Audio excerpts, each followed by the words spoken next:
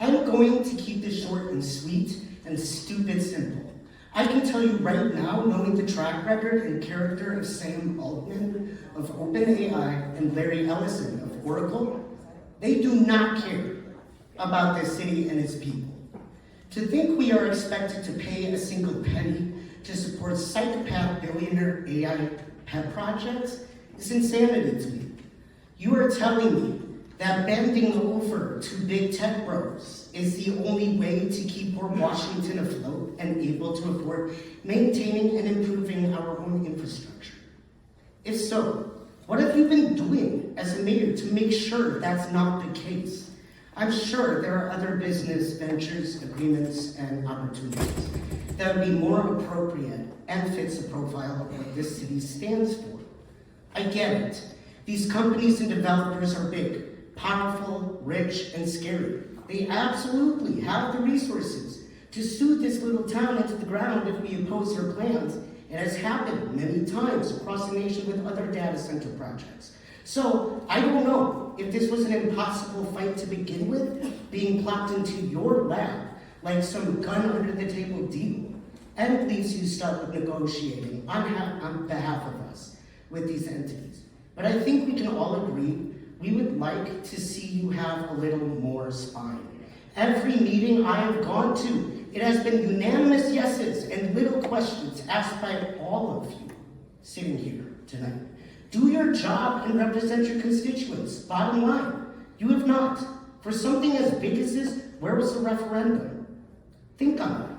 At least the public outcry and media hoopla from this fiasco has raised awareness to the statewide issue and have given other cities a fighting chance in saying no to their own proposed data centers and winning. I guess we had to sink so they can swim. So I can give you credit for that. And also, once again, thank you for...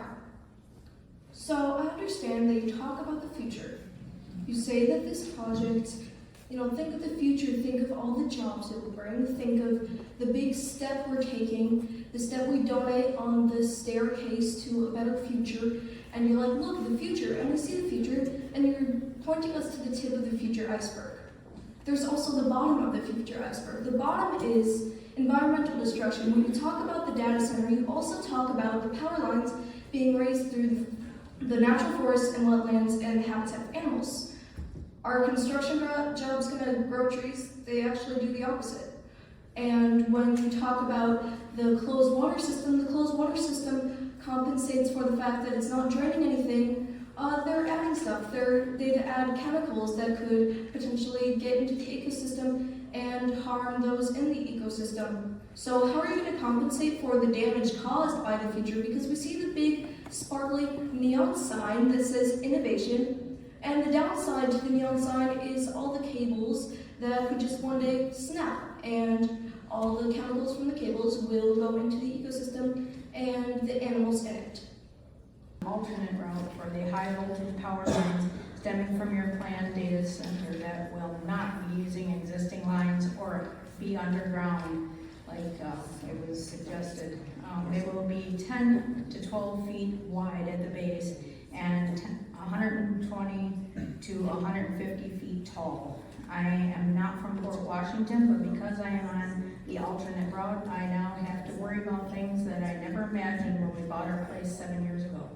Things like health concerns for people, animals, and crops associated with electromagnetic fields from the power lines have been linked to cancer, leukemia, endocrine disruptions, behavioral issues in kids, infertility, birth defects, miscarriage, and neurological and heart problems.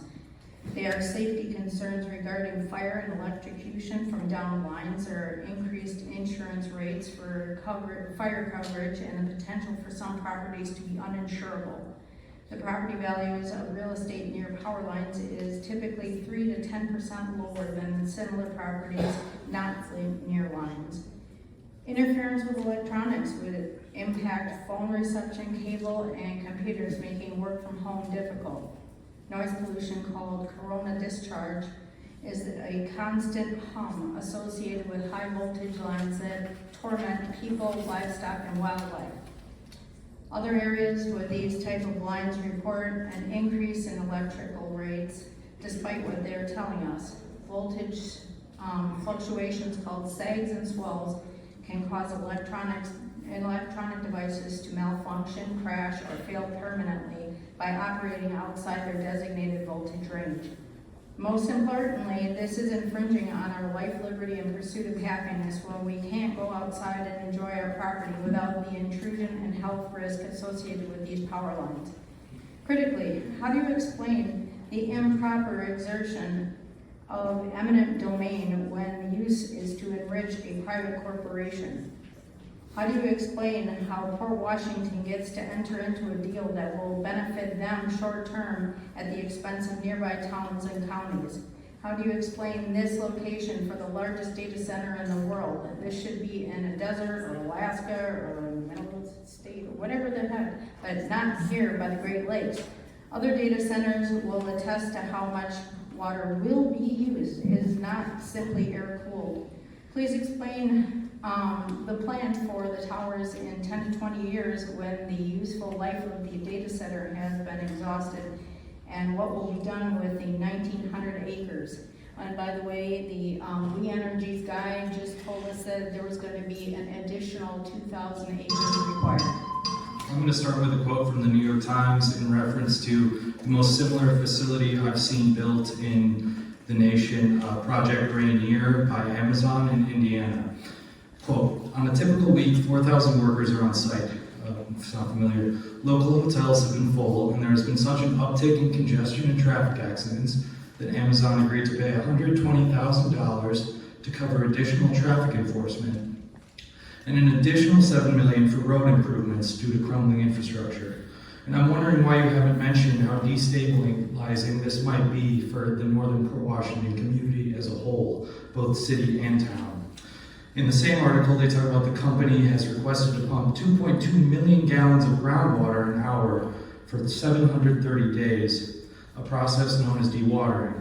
And this has led to some neighbors' wells running dry. On my next point, the XAI Grok facility, which is the most similar hyperscale AI-specific facility in Memphis, routinely runs 20-plus natural gas turbines, causing devastating effects for its local residents, worsening asthma and cardiovascular disease in the area. And I detest the false and misleading numbers used in Vantage's marketing. Vantage and Oracle will create more than 1,000 long-term jobs and thousands more indirect jobs. Why stop at 1,000? When you make up numbers, why don't you just keep throwing zeros on? The fact is other facilities show it's a few dozen per building. In Abilene, Texas, the same Stargate facility employs 100 people per building, probably less. And that's from the Wall Street Journal. Is that misinformation too? Many of the gimmicks used in their marketing materials have no enforcement mechanisms in the developer's agreement. And even if they did, what are the repercussions of not following through? A $1,000 fine? That does nothing to a company of this size. And they fail to mention the scale of the chemicals used in the closed loop system. I hope the $175 million used in infrastructure investment can upgrade the wastewater treatment plant to handle large-scale glycol releases and other chemicals used in the antifreeze. And as for power generation, I can't find any filings from We Energies, aside from the rate guarantee they said today, or anything in terms of their renewable energy, which has been almost non-existent in the state. And Sam Altman recently said OpenAI will allow erotica and pornography within the next month in OpenAI. And I take major issue with our city assisting a company that's doing that in that type of industry.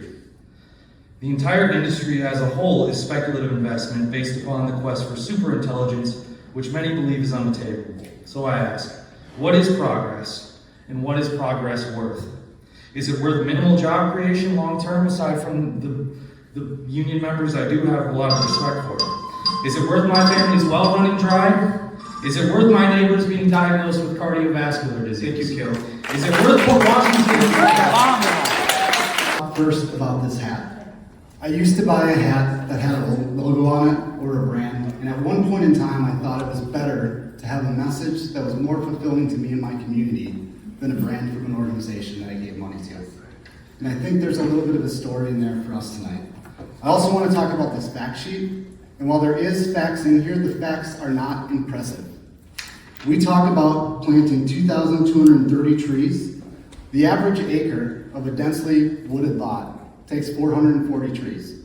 A forest, over 680. If we talk about the 1,900 square feet we're talking about for this data center, that is 1.2 trees per acre. Great job. We did it. I want to talk about a few other facts that really frustrate me as your neighbor. As a neighbor, I'm understanding that you're making a decision on a 1,900 acre data center as a city of 3,500 acres. So 51% of your acreage is this data center? No, you are annexing land to bring into the town, from the town to the city. Any way you look at it, it is larger on an impact level than the grounds that you govern over. In addition to that, we're talking about lands for renewable resources. Resources that we pay for more as consumers than the organizations that we're talking about. We Energies presented the facts. The facts are that the tariff, the rate that the companies pay, is less than what we pay as consumers. Our current rate is 18 cents per kilowatt hour. The current rate for the 300 megawatt, which is again less than the newly proposed tariff, is 0.06, 6 cents per kilowatt hour, 3 times less than what we pay. Now, you put together a TID to help assist this city in your benefit. The city of Cedarburg developed a co-op, a non-for-profit for power, and they currently pay 35% less in energy costs than I do as a Saukville resident, even though I have a Cedarburg address. So you can do better. Rather than talking about tax benefits, bring real benefits, bring the cost of energy down. Don't allow other consumers to pay less for the same energy that we're going to use. This is frustrating. You are our leaders, I am your neighbor, and I am not. I'd like to start by debunking a few of the facts that were brought up, or statements that were brought up as facts earlier. First of all, this data center is not specifically for Facebook use or email use or so forth. This is a hyperscale data center used, as stated also by Vantage, used solely for AI, and as we do know now, have the end users.